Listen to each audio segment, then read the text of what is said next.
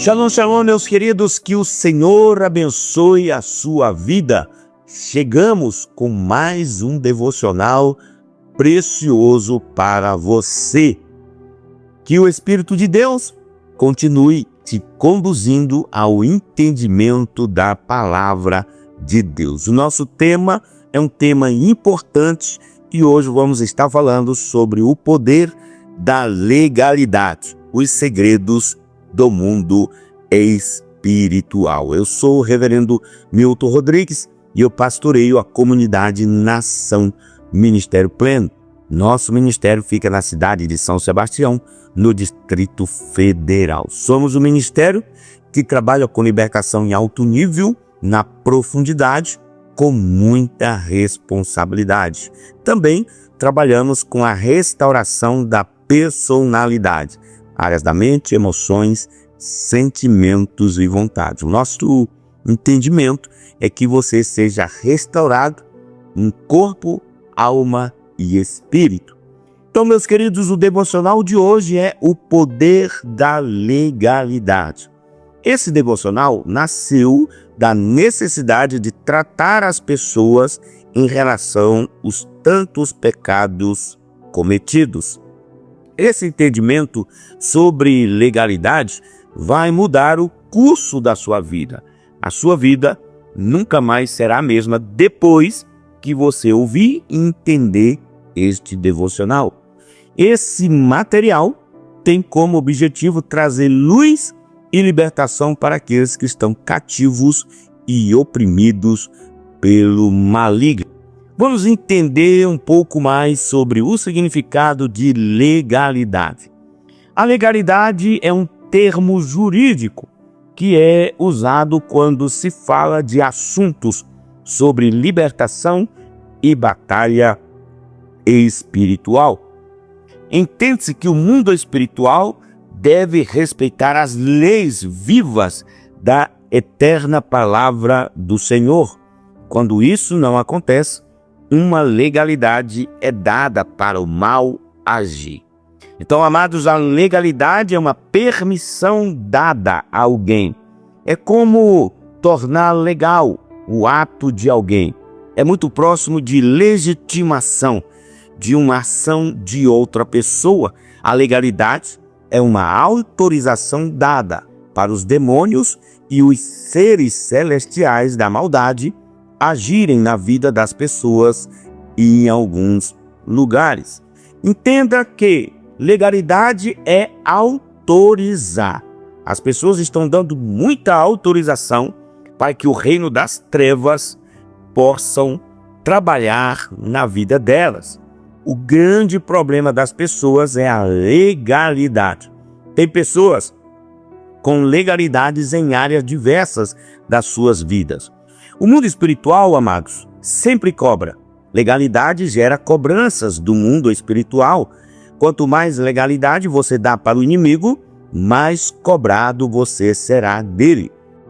As cobranças espirituais, elas virão, e as pessoas geralmente não suportam o peso das consequências dos erros cometidos no decorrer da sua vida. Agora, entendendo um pouco mais sobre os significados de legalidade no dicionário. Amados, a palavra legalidade vem do latim medieval legalitate. Segundo o dicionário Aurélio, podemos encontrar 3 significados básicos para o termo: qualidade ou estado de legal, conformidade com a lei ou legitimidade, por extensão ou juridicidade, sistema, partido ou grupo do que estão com a lei dos legalistas, ou dos termos acima. 2 deles precisam ser analisados. O primeiro é legitimidade. Legitimidade é definido como qualidade ou estado de legítimo e ainda como legalidade. Quais são os 2 conceitos legais? Existe o conceito humano e o conceito espiritual. Então nós vamos estar entendendo um pouco mais sobre legalidade espiritual. Queridos, as brechas espirituais são entradas que permitimos em nossas vidas por meio de pecados, práticas ocultas ou mágoas não resolvidas. Quando damos legalidade ao pecado, abrimos portas para a ação demoníaca. A Bíblia alerta em Efésios, capítulo 4, versículo 27. Não deis lugar ao diabo. O que seria portas espirituais? São acessos espirituais que permitem influências externas na vida de uma pessoa.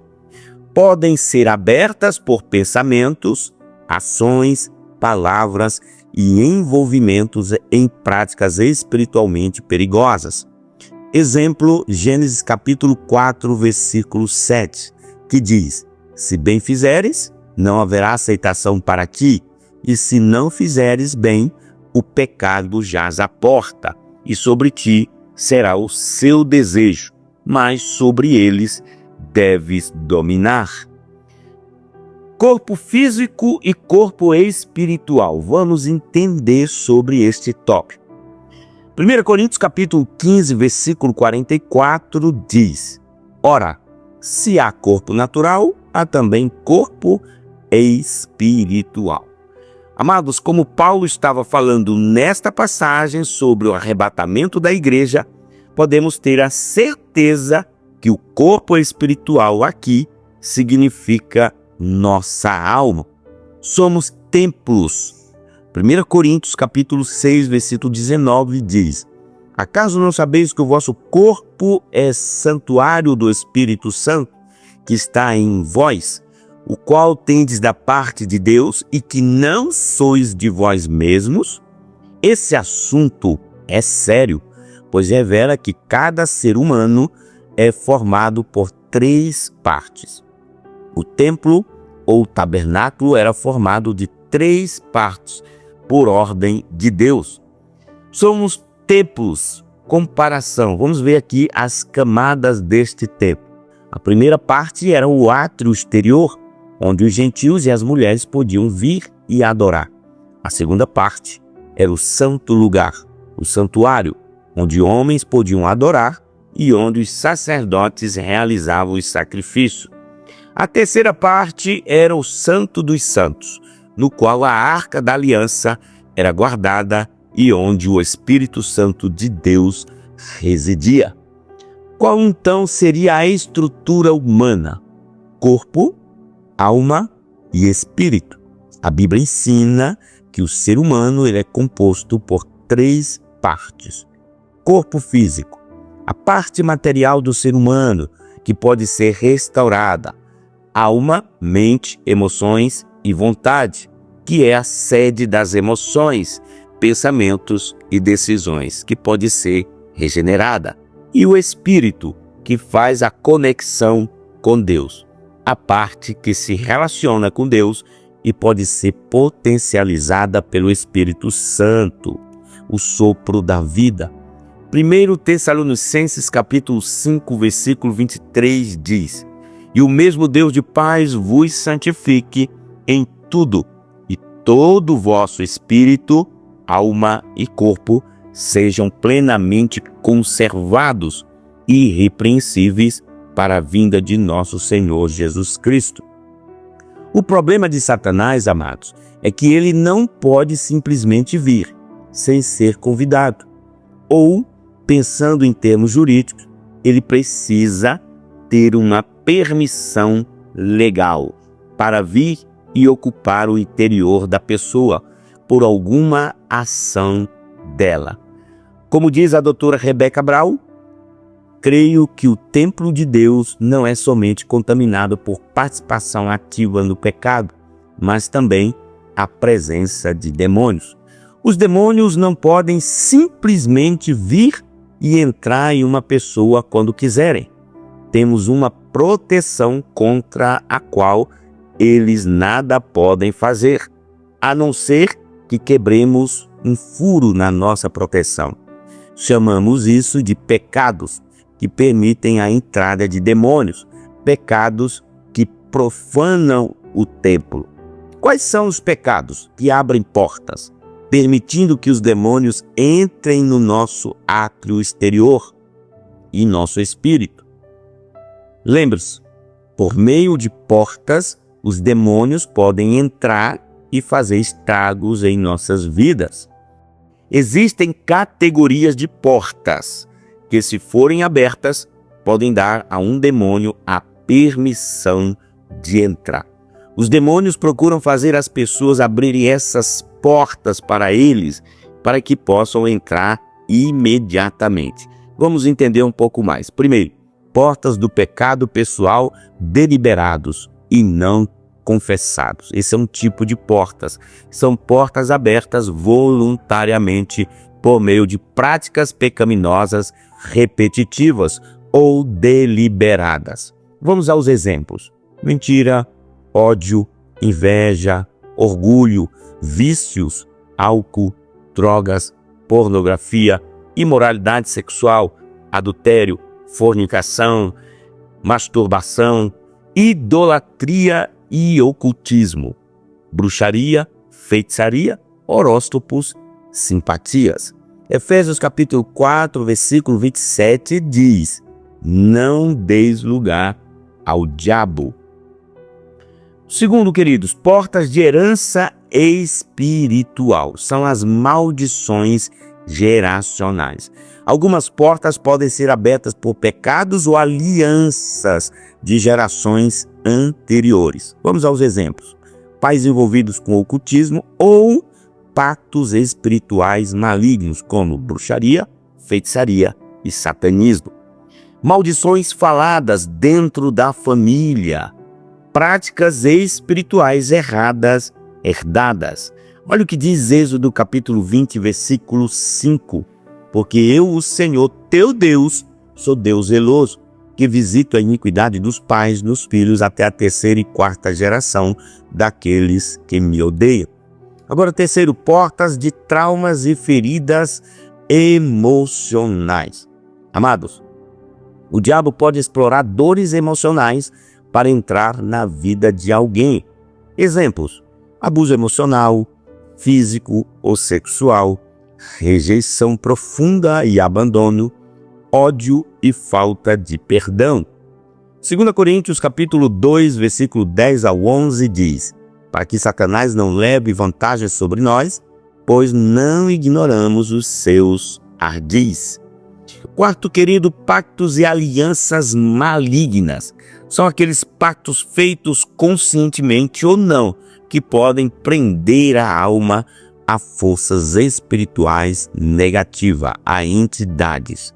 Êxodo capítulo 23, versículo 32 diz: não farás aliança com eles, nem com seus deuses. Vamos aqui pegar alguns exemplos: pactos com entidades espirituais, pacto com pessoas, uso de objetos consagrados a espíritos, jurar fidelidade a algo ou alguém que não seja Deus. Pacto de sangue. Quero aqui definir, dar exemplos e consequências.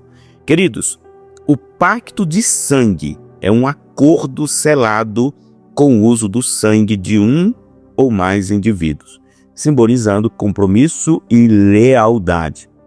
Esse tipo de pacto pode ocorrer entre pessoas ou entre um indivíduo e entidades espirituais, incluindo forças demoníacas.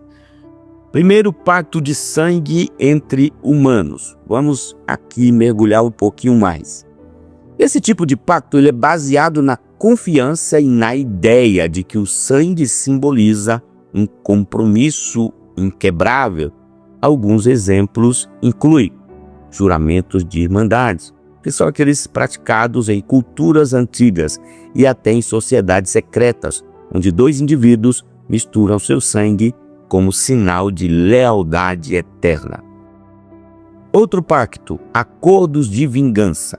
Em algumas tradições, grupos selam pactos de vingança com sangue, comprometendo-se a cumprir a promessa até a morte. Quais são as consequências? Laço permanente, conflitos morais, repercussões legais. Na visão de laços permanentes, são muitos que acreditam que quebrar o pacto pode trazer má sorte ou traição. Conflitos morais, em situações extremas, pode forçar uma pessoa a cumprir algo contra a sua vontade. Repercussões legais.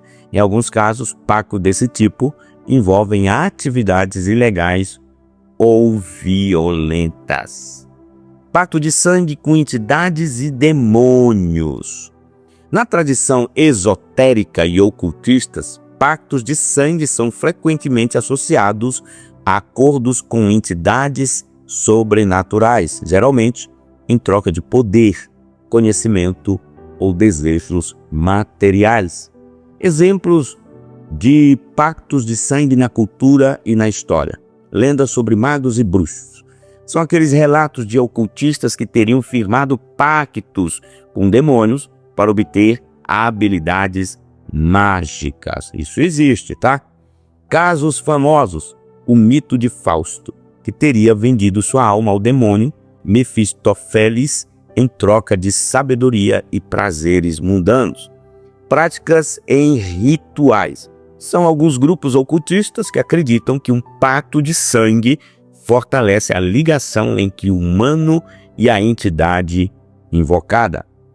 Quais são esses níveis de comprometimento?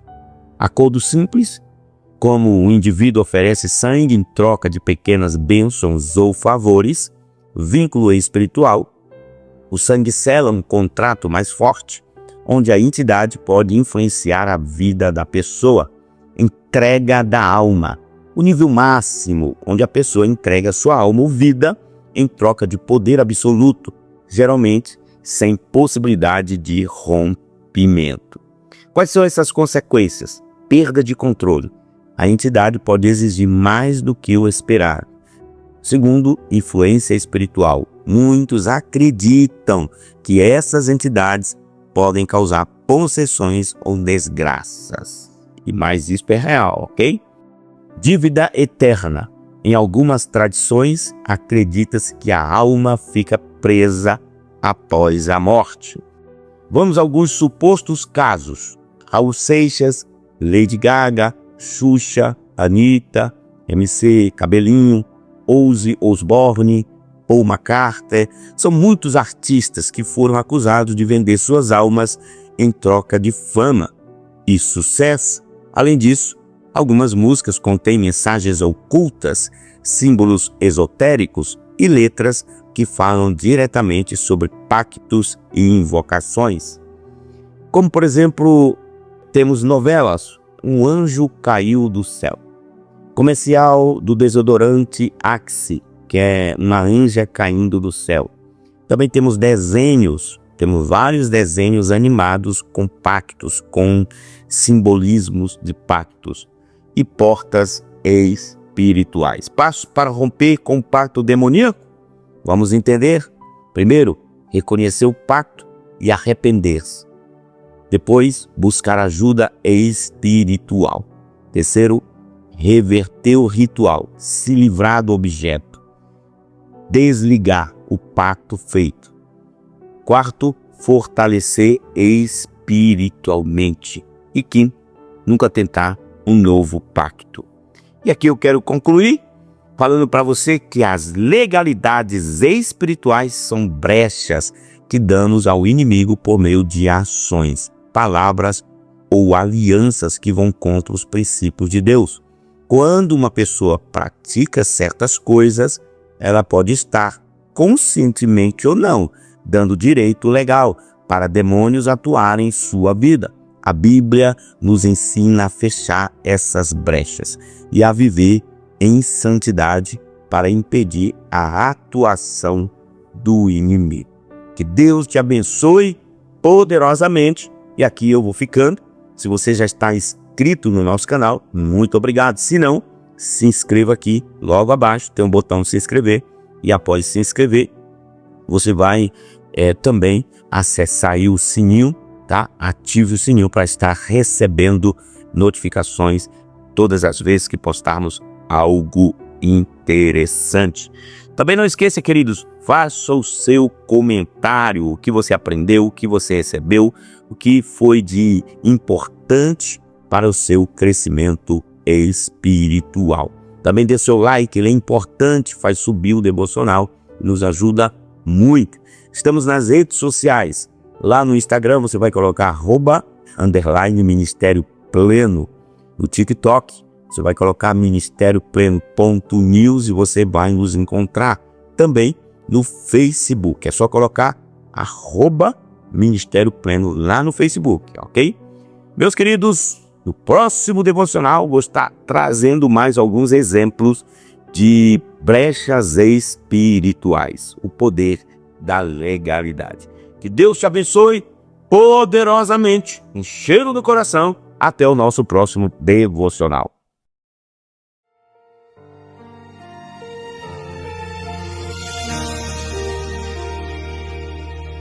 Quando a alma seca e o vento não traz canção, quando o dia pesa e falta o coração, eu ergo os olhos para o alto do céu e lembro, tua graça ainda é fiel.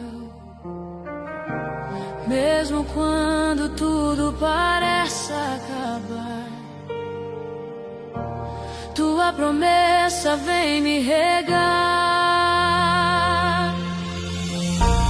Tu és chuva no deserto, Senhor, fonte viva que renova o meu amor. Em cada lágrima encontro teu mover, tua bondade me faz florescer.